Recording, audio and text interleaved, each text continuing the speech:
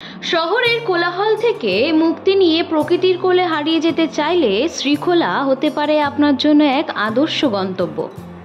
পশ্চিমবঙ্গের দার্জিলিং জেলার একটি অপরূপ সৌন্দর্যমণ্ডিত গ্রাম এটি, যা সান্দাকুপু ফালু ট্রেকিং রুটের অন্তর্গত। উঁচু পাহাড়, সবুজ বনভূমি, ঝর্ণা আর নির্জন পরিবেশ, সব মিলিয়ে প্রকৃতিপ্রেমীদের জন্য এক স্বপ্নপুরী।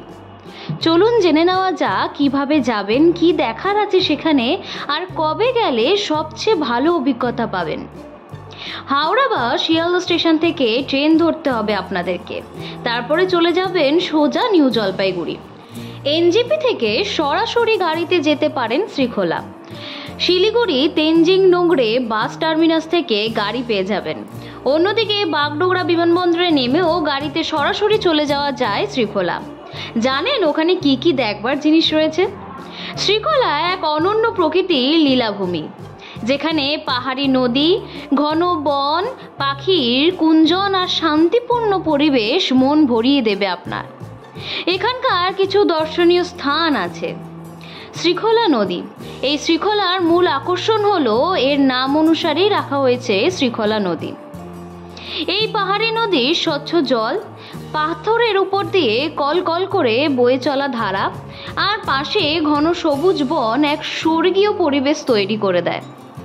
এখানে বসে ধ্যান করা, বই পড়া বা শুধু প্রকৃতির সান্নিধ্য উপভোগ করাই আপনাকে এক দারুণ অভিজ্ঞতা দেবে। শ্রীখোলা হলো ভারতের অন্যতম জনপ্রিয় একটি ট্রেকিং রুট, যেটা শেষ হচ্ছে সান্দাকুপু ফালু ট্রেকে। যদি আপনি ট্রেকিং করতে ভালোবাসেন তাহলে এখানে এসে বিভিন্ন ছোট ট্রেকিং রুটে হাঁটতে পারেন। যদিও সান্দাকুপু ও ফালুর থেকে কাঞ্চনজঙ্ঘার দৃশ্য সবচেয়ে ভালো দেখা যায়, তবুও শ্রীখোলার নির্জন পরিবেশ থেকে কাঞ্চনজঙ্ঘার আভাস উপভোগ করাও এক দারুণ অভিজ্ঞতা। যদি আপনি শ্রীখোলার কাছেই আরও প্রকৃতি দেখতে চান তাহলে বার্সে রোডোডেনড্রন স্যাংচুয়ারি ঘুরে দেখতে পারেন। বসন্তকালে এখানে হাজারো রোডোডেনড্রন ফুল ফোটে, যা পাহাড়ের একদম রং বদলে দেয়। শ্রীখোলা ও আশেপাশের গ্রামগুলিতে স্থানীয় শেরপা ও লেপচা সম্প্রদায় মানুষদের জীবনযাত্রা দেখার সুযোগ মেলে। তাদের আতিথেয়তা, খাবার ও সংস্কৃতি এক অনন্য অভিজ্ঞতা দেয়। জানেন ওখানে কি কোথায় থাকবেন? শ্রীখোলায় থাকার জন্য কয়েকটি হোমস্টে ও লজ আছে, যা পাহাড়ি পরিবেশের সঙ্গে মিশে গেছে। সেখানে জনপ্রিয় কিছু অপশন হচ্ছে শ্রীখোলা রিভার সাইড হোমস্টে। নদীর ধারে অবস্থিত, এখান থেকে প্রকৃতির সৌন্দর্য উপভোগ করা যায়। আছে গণপতি লজ, বাজেট বান্ধব এবং ট্রেকারদের জন্য জনপ্রিয়। আছে গৌরীশঙ্কর লজ, পাহাড়ের চূড়ায় অবস্থিত একদম, যেখানে বসে দূরের দৃশ্য দেখা যায়। এছাড়াও ট্রেকিং পথে বিভিন্ন গ্রামে হোমস্টে পাওয়া যায়। জানেন ওখানে গিয়ে কি খাবেন?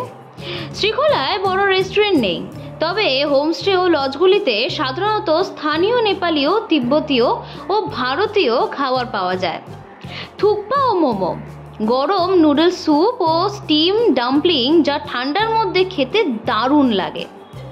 ডাল ভাত তরকারি, সাধারণত হোমস্টেগুলিতে এই খাবারই প্রধান পরিবেশন করা হয়। তিব্বতীয় ব্রেড ও চা সকালের জলখাবারে দারুণ এক কম্বিনেশন। শ্রীখোলা শুধুমাত্র একটি ভ্রমণ গন্তব্য নয়, এটি প্রকৃতির কোলে এক আত্মার শান্তির জায়গা। যারা হিমালয়ের সৌন্দর্য, পাহাড়ি নদীর কলকট ধ্বনি ও নির্জনতার মধ্যে হারিয়ে যেতে চান, তাদের জন্য শ্রীখোলা একটি আদর্শ স্থান। ট্রেকিং প্রেমীদের জন্য এটি এক অসাধারণ অভিজ্ঞতা, আর যারা শুধু প্রকৃতির মধ্যে বিশ্রাম নিতে চান তারাও এখানে এসে শান্তি খুঁজে পাবেন। যদি আপনিও একবার প্রকৃতির সঙ্গে একান্তে সময় কাটাতে চান তাহলে ব্যাগ গুছিয়ে বেরিয়ে পড়ুন শ্রীখোলার পথে। মানুষের পাশে, মানুষের সাথে আমরা আছি এই বাংলাতে। আপনারা দেখছেন সংবাদ শিরোনাম। দেখলেন তো অনেক কিছু, এবার দেখুন নতুন কিছু।